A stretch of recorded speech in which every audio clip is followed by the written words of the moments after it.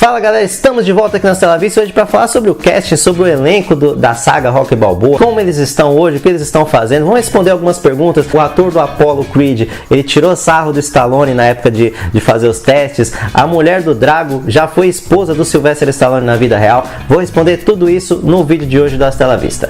E esse aqui é um vídeo que a gente está refazendo, né? A gente fez o primeiro vídeo de conteúdo do canal, era esse tema, e ele deu muito certo, né? Deu mais de 400 mil views, que foi uma coisa até surpreendente, que era um vídeo meio de teste, mas que ele hoje já não tá tão legal. Então a gente resolveu refazer e vamos fazer com mais informações ainda. E já vou te convidar, antes de começar o vídeo, se você não é inscrito no canal, se inscreva, já deixa o seu like se você curtiu o tema, para que você continue recebendo os próximos vídeos. E vamos começar pelo Antônio Tarver, que é o Mason Deline Dixon, né, do Rocky Balboa, Rocky 6. Ele foi um lutador profissional mesmo, o Antônio Tarver. Ele foi medalhista olímpico, né, ele ganhou uma medalha de bronze nas Olimpíadas e foi campeão mundial dos meio pesados. Inclusive ele foi o primeiro cara que nocauteou o Roy Jones Jr., que é um cara super conceituado, um cara muito conhecido no meio do boxe. Em 2012 ele foi pego no exame antidoping e acabou sendo suspenso por um ano lá. Depois de um tempo ele voltou, ainda querendo ser o campeão mais velho do boxe. A carreira dele no cinema se resume ao Rocky Balboa, foi o primeiro e último filme dele, que inclusive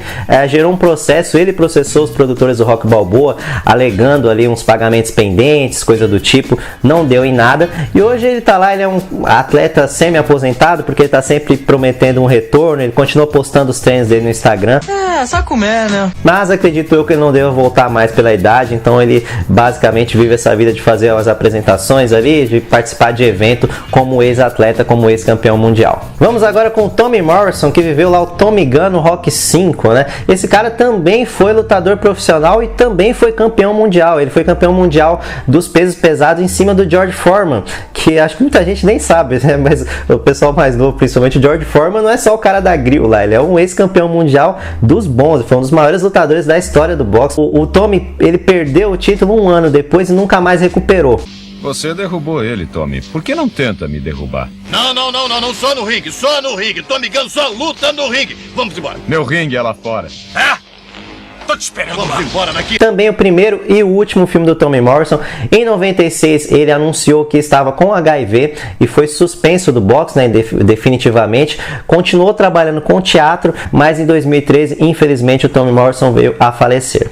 Vamos falar sobre o Dolph Lundgren, Ivan Drago do Rocky 4 lá, né, que é o oponente, acho que o oponente mais assustador que o Rocky já teve, o cara que matou o Apollo Creed. Inclusive fique aí, daqui a pouco a gente vai falar sobre o Carl Weathers, que fez o Apollo Creed. E sobre o Dolph Lundgren, muita gente não sabe, mas o Dolph Lundgren é um dos maiores QIs de Hollywood. O cara é formado em engenharia química, ele já teve bolsa no MIT, que é uma das maiores instituições de ensino lá dos Estados Unidos, e ele fala 5 línguas, cara.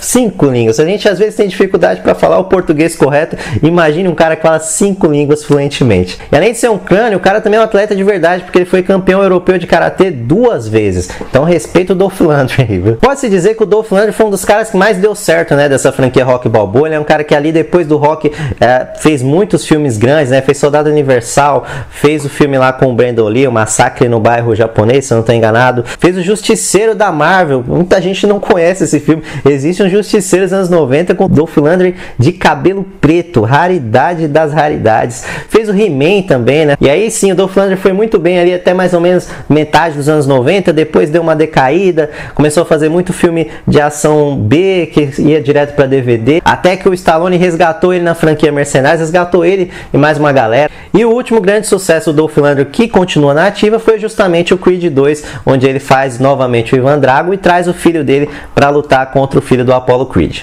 Bridget Nielsen, a Ludmilla Drago, que aparece no Rocky 4, logicamente, né, que ela era a mulher do Drago. A Bridget era uma modelo dinamarquesa que veio para os Estados Unidos e fez um primeiro trabalho com o Schwarzenegger, que foi o Guerreiros do Fogo, que é um filme que é derivado do Conan. Durante as gravações desse filme, isso é reconhecido pelos dois, ela teve um caso com Arnold Schwarzenegger.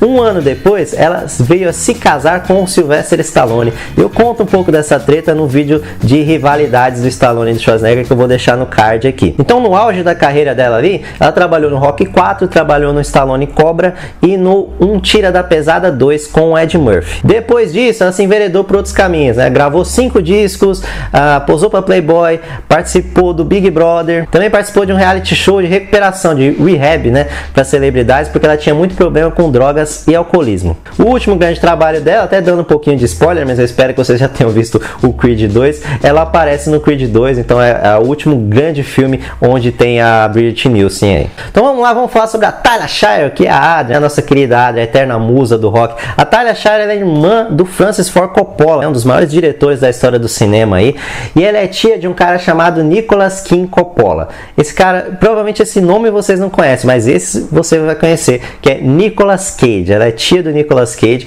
e assim como o Nicolas Cage, ela resolveu não usar o nome Coppola para construir uma carreira independente. E que bela carreira ela construiu, hein? Porque ela participou do Rocky e do Poderoso Chefão e foi indicada ao Oscar pelos 2 filmes. Todos aqueles socos que levou no ringue, eu aguentei com você! Eu sei como você se sente quando alguém como o Tommy aparece. Você se sente vivo. Depois que ela saiu da franquia Rock, eu até expliquei aqui, tem um vídeo no card onde eu explico a saída da Adrian da franquia Rock. Ela fez muitos filmes independentes, né, muitos filmes pequenos, algumas pontas em séries também. E um dos últimos filmes que ela fez foi aqui no Brasil, Caminho dos Sonhos, o nome do filme, que ela atua inclusive com alguns atores globais, lá, Caio Blá, a Thaís Araújo, a Mariana Ximenes. Foi um dos últimos grandes trabalhos que ela fez. Ela tem trabalhado pouco porque ela acabou perdendo o marido dela, que era produtor. Não está aposentada oficialmente, mas ela já não tem feito muitos trabalhos. Vamos lá com o Burns Meredith, o nosso querido treinador Mickey, um dos mais icônicos do cinema, né? Não só da franquia Rock Balboa. O Burns, ele lutou pelos Estados Unidos na Segunda Guerra Mundial. Depois que ele retornou, ele fez muito sucesso na série Batman do Adam West. Ele era o Pinguim. Oh, estas doninhas que interceptam torpedos. Devia existir uma lei contra isso. Além do Batman, além da franquia Rock Balboa, né, que ele aparece ali mais ou menos até o 5º filme, tem cena do Mickey. Ele também fez um filme de bastante sucesso que foi o Dois Velhos Rabugentos. Foi um filme que estourou na época. Aí fora isso, o Burns fazia muito comercial por causa da voz dele, né? Ele tinha uma voz muito diferente e ele deveria ter reaparecido no Batman Retorno, que ia ser meio que uma homenagem para ele. Ele ia ser o pai do Pinguim no Batman do Tim Burton, mas ele não conseguiu porque já estava bastante debilitado, e aí em 97, infelizmente devido ao Alzheimer, ele veio a falecer. Vamos falar sobre o Mr. T, que foi o Clubber Lang lá no Rocky 3, Desafio Supremo. O Mr. T, inclusive, é um alter ego que o Lawrence Turley criou para ele poder lutar, fazer algumas lutas de wrestling. E antes de ser famoso, o Mr. T foi segurança de algumas celebridades, né? Grandes celebridades, inclusive Muhammad Ali, Diana Ross, Michael Jackson. Além do Rocky 3, ele fez uma série chamada Esquadrão Classe A, onde ele vivia um personagem chamado BA. Ele ficou lá por 4 anos e eu acho que muita gente, inclusive, lembra dele mais, tanto ou mais pela série Esquadrão Classe A do que pelo Rocky 3. Depois dessa fase de sucesso dos anos 80, ele fez muitas pontas, muitas mesmo, principalmente em séries de TV. Fez alguns trabalhos de dublagem. Recentemente ele fez no Tá Chovendo Hambúrguer, né, aquela animação. Trabalhou na WWE, também foi um personagem da WWE. Apresentou programa policial, um programa de assalto lá na TV. E uma das últimas entrevistas que ele deu, ele disse que jamais participaria, se fosse convidado, né, dos Mercenários. Ok, né? Eu não queria mesmo.